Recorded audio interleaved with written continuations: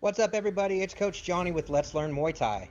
Today we're going to go over footwork to add to your shadowboxing. So here you can see I'm warming up with some shadowboxing drills, mainly my boxing. This is a great way to warm up and go over all the techniques that you know.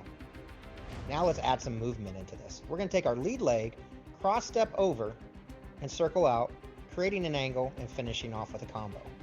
Let's try that again. We're going to lead leg cross step to get out of the way, usually of a jab. Circle out, create a new angle, finish up with a combo. Now let's see what we can do against the cross.